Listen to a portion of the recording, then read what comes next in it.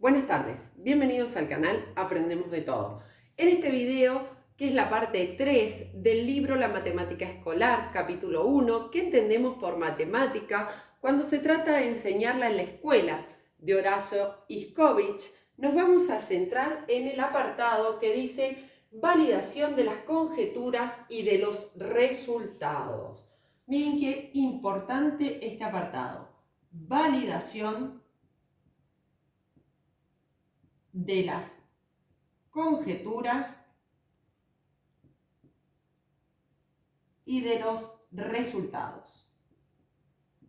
Si recordamos, la palabra validación la vemos en la teoría de situaciones didácticas de Guy-Grusso, donde él habla de la primera situación, que es la situación didáctica de acción, donde el alumno va a interactuar con el problema, la situación o el objeto de conocimiento. Luego tenemos la formulación, donde se formula cómo se realizó las estrategias, procedimientos, etcétera, para llegar al resultado.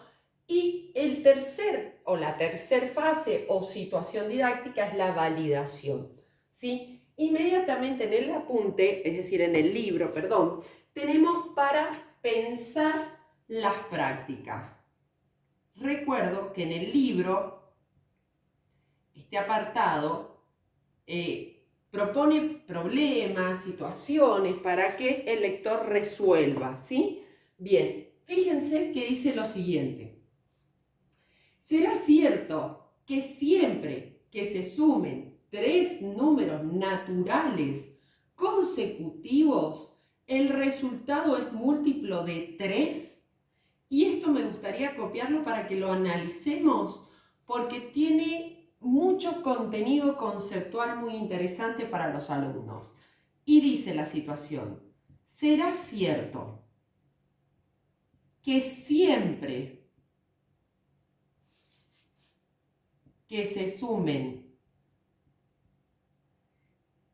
tres números consecutivos, el resultado es múltiplo de 3? Bien, primero debemos recordar que es un múltiplo, ¿sí? El concepto de múltiplo dice, son aquellos resultados obtenidos al multiplicar dicho número por números naturales. Es decir, para ponerlo más claro, los números que sean divisibles por 3 o que se encuentren en la tabla del 3. Veamos un ejemplo. Si tengo el número 2, 3 y 4, ¿sí? Esto me da una suma de 5, 9. ¿Es divisible o es múltiplo de 3? Sí. Vamos a otro ejemplo. 12, 13 y 14. Tendría 39. ¿Es divisible por 3? Sí. ¿Sí? ¿Por qué? 3 por 1, 3. 3 por 3, 9. Bien. Entonces, ¿qué es lo que observamos? ¿Sí? Si me dan un segundito. ¿Por qué se cumple esta regla? Esa es la pregunta. ¿Por qué se cumple esta regla? Y decimos lo siguiente. Acá tenemos 2 y acá tenemos 4. ¿Qué pasa si a este le resto un 1 y se lo sumo a este? En realidad lo que va a pasar es que me va a quedar 3 más 3 más 3. En el ejemplo de recién, si yo tengo el número, dijimos 12, 13 y 14, va a pasar lo mismo. Al restarle 1 acá y sumarlo acá, el resultado va a ser 13, 13 y 13. El mismo número se va a repetir 3 veces. Por lo tanto, en realidad, lo que estoy observando acá es 3 veces 3 y acá 3 veces 13. Por lo tanto, siempre el resultado va a ser múltiplo de 3. ¿Por qué? Porque siempre se va a dar una multiplicación. ¿Estamos? ¿Por qué les decía recién lo importante de observar este problema en sí? Porque dice el autor, o sea, Horacio Scovich, que esto se puede representar de dos formas, ¿sí? No significa que el alumno lo pueda realizar, pero que existen dos formas de representarlo. Una es la forma aritmética, que sería con los números, y la otra forma sería la algebraica. Para no confundirlos, acá les voy a poner, esta sería la forma aritmética y la forma algebraica. Sabemos que la diferencia en la forma aritmética o representación aritmética son los números y en la representación algebraica son las letras. Sería que n más 1, ¿sí? Más n más n menos 1 es igual ¿a qué? A múltiplo de 3. ¿Por qué? Porque el que se restó acá se sumó acá. ¿Sí? Bien. ¿Qué es lo que se pretende? Que el alumno pueda validar la conjetura planteada. ¿Cómo lo hiciste? ¿Por qué lo hiciste así? ¿Por qué entonces el resultado va a ser múltiplo? El trabajo en el aula en torno a la explicación, justificación o validación de los resultados que se obtienen frente al problema. Trabajar con material concreto ayuda a entender el resultado. Es decir, no solamente trabajar con material concreto, también poder trabajar con la escritura, en el pizarrón. Fíjense que si este mismo problema se lo doy a los chicos con palitos, fácilmente ellos se van a dar cuenta que pasando un palito de acá para acá voy a tener 3 números iguales que se van a repetir, ¿sí? Bien, vamos ahora, si me permiten, voy a borrar a la próxima situación, problema que plantea. Y nuevamente, les recuerdo que en el canal tienen la parte 2 y la parte 1 con el primer capítulo, ¿sí? Que es la continuación de este, porque todavía no lo he concluido. Nuevamente, pensar las prácticas propone el siguiente problema. Dice, en una bolsa hay 1/4 kilo de pan, ¿sí? Suponiendo que el alumno sabe fracciones, o sea, sabe la representación fraccionaria. En otra bolsa hay medio kilo de pan. Si se ubican las dos bolsas en una balanza, ¿cuánto pesarán? ¿Sí? Entonces, está ubicando en una balanza las bolsas de pan. Ya tengo material de trabajo. ¿Sí? Perfecto. Dice, analizar 3 explicaciones. La primera explicación, que la voy a leer, así que por favor, si tienen el libro, me siguen con la vista, y si no, me escuchan atentamente. Dice, se consigue una balanza de aguja, se colocan ambas bolsas y se observa que la aguja llega a 3/4. Entonces, tengo una balanza y la aguja va a marcarme el resultado, 3/4. Perfecto. Veamos que una solución empírica, es decir, basada en la experiencia y la observación, sería teniendo el material concreto, ¿sí? ¿Por qué digo resolución empírica? Porque consta de la experiencia de ver la balanza, ¿sí? Y la observación. Explicación número 2. Que el alumno por sí solo diga, bueno, esto es sencillo, tengo que hacer 1/4 más 1/2. Por lo tanto, resuelvo la suma de fracciones, ¿sí? 2 más 1, etcétera, 3/4. Bien, en el canal tienen la explicación sobre suma de fracciones de diferente denominador. Acá no lo organizo para no extenderme. Por lo tanto, En la segunda explicación, lo que estoy observando, ¿qué es? Un algoritmo que el alumno puede resolver. Acá que tengo una resolución con material concreto. Pero ¿qué pasa en la explicación 2?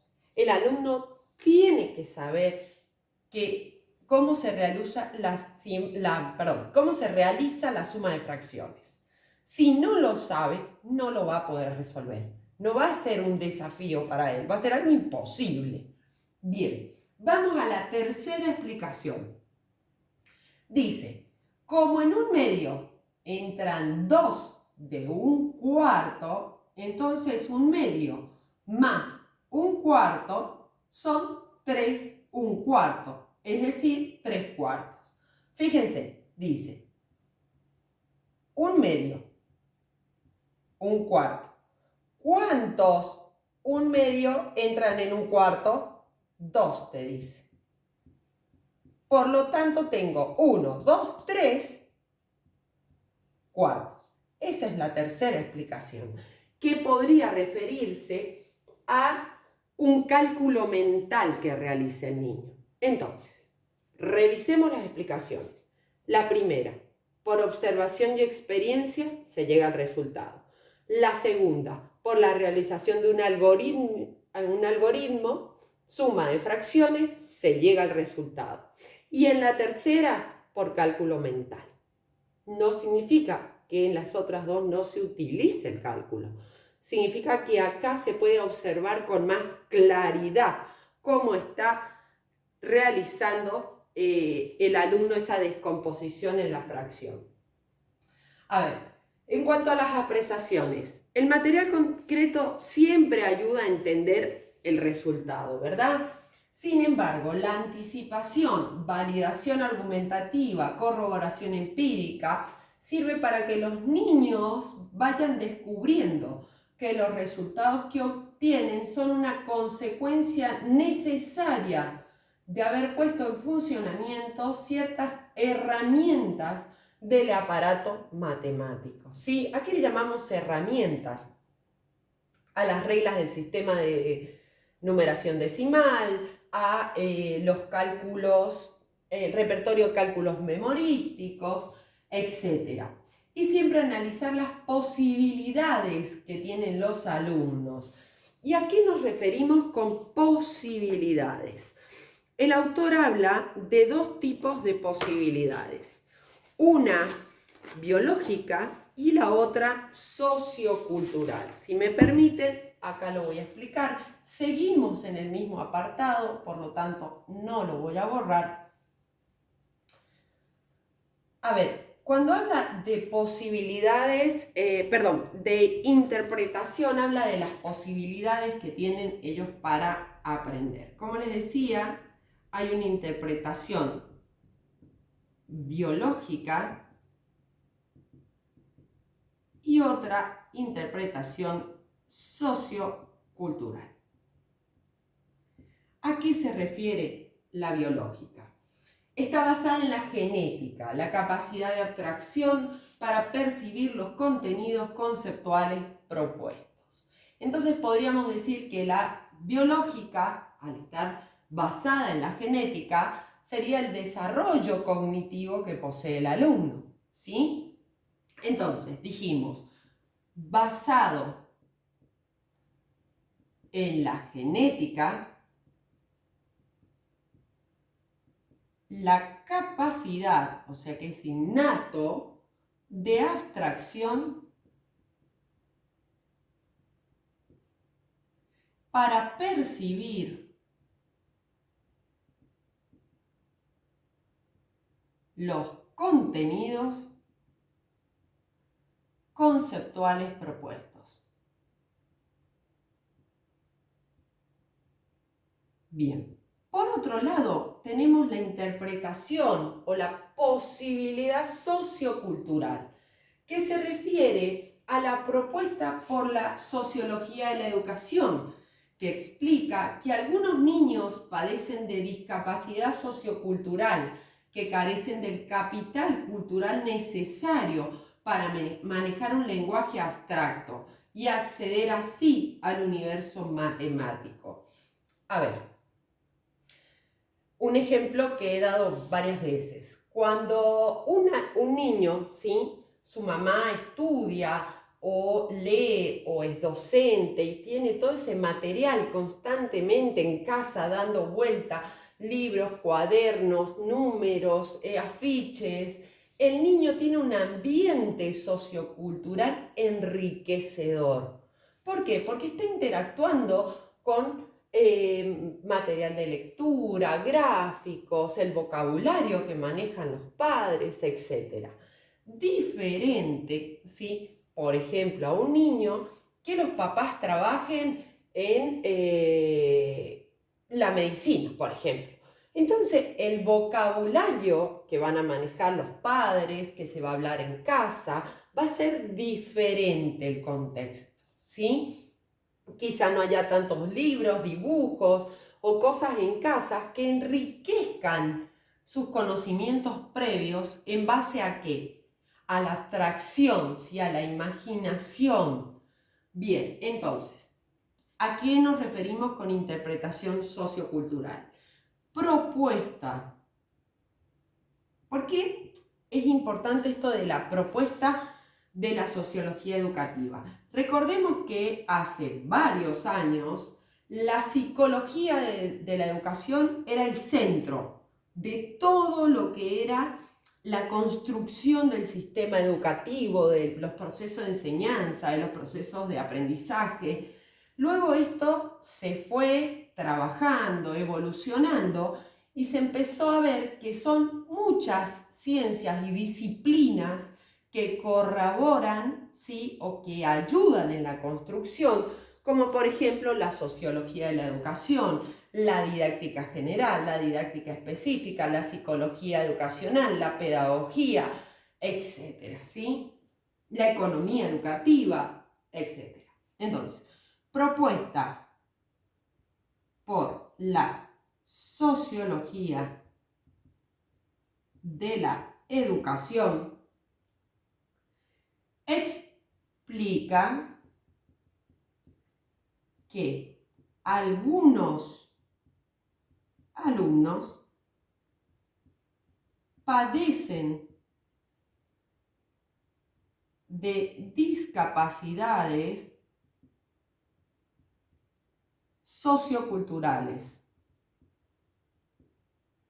Esto no vayan a asociarlo de ninguna manera con la diversidad cultural porque no tiene nada que ver. Esto habla de lo enriquecedor a nivel lectura, a nivel matemática, a nivel conceptos, puede ser el contexto de un niño, ¿sí?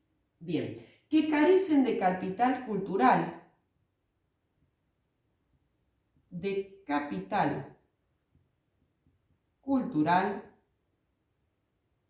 para manejar un lenguaje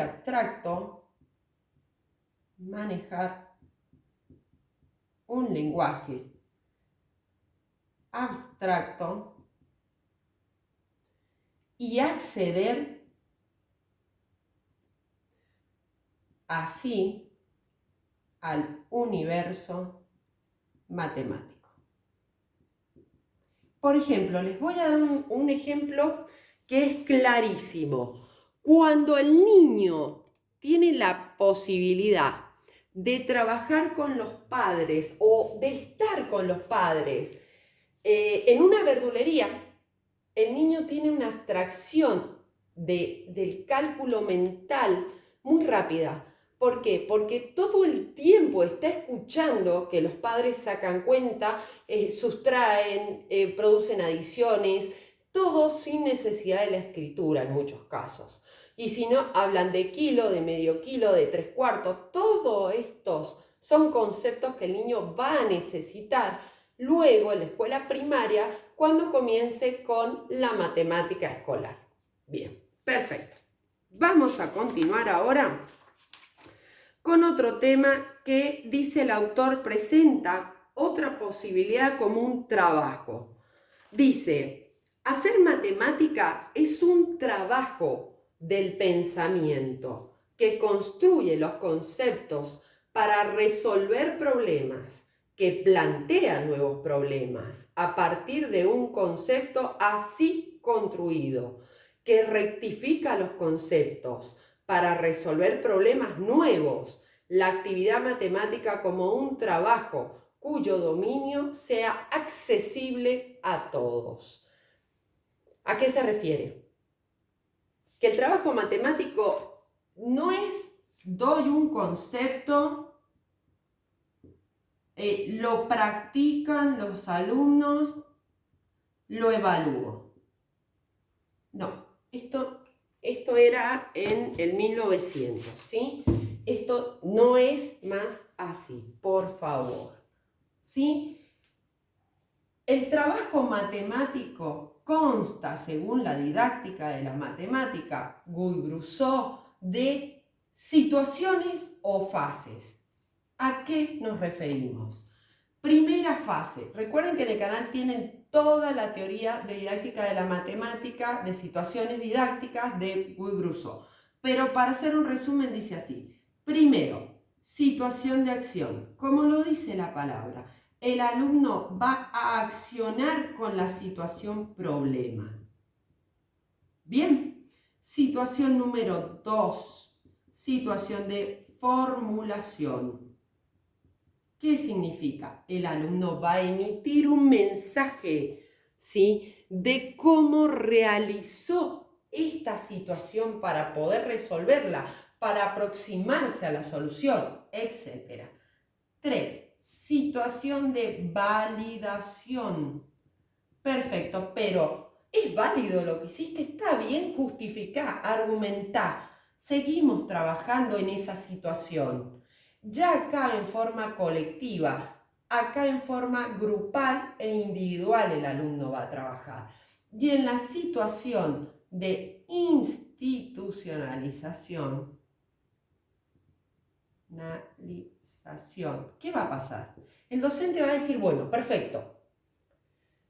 De todas estas formas que han adoptado para solucionar el problema, ¿cuál es la más económica de realizar? Es decir, ¿cuál requiere menos pasos de resolución? ¿O es más fácil de poner en práctica?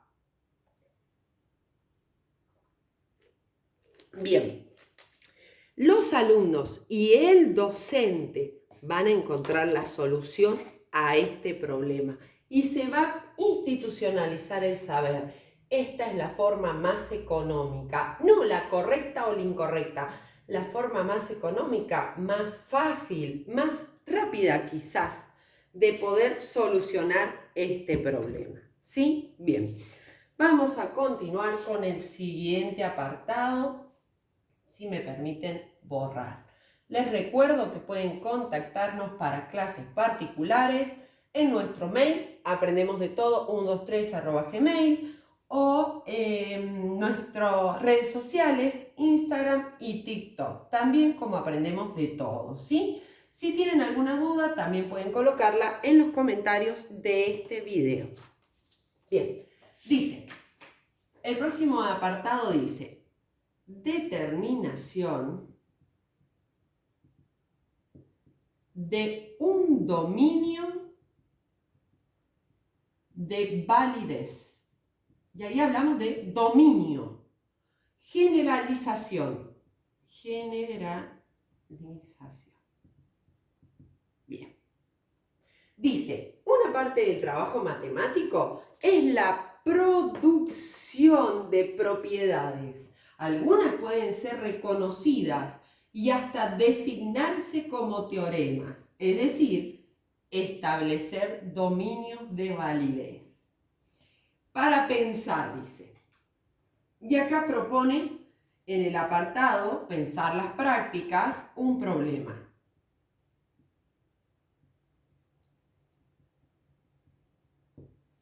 Dice el problema lo siguiente.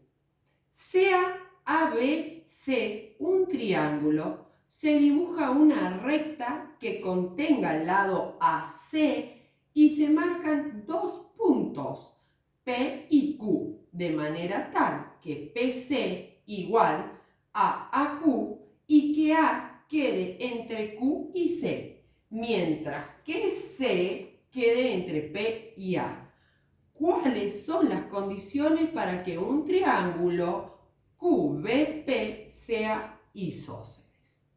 A ver, en este problema, primero que es para un tercer ciclo, ¿sí? Sexto, séptimo grado, quizá un nivel secundario. ¿Por qué? Porque se necesitan bastantes conocimientos previos para que el alumno pueda ir ubicando, ¿sí? Pero bueno, limitémonos a dibujar.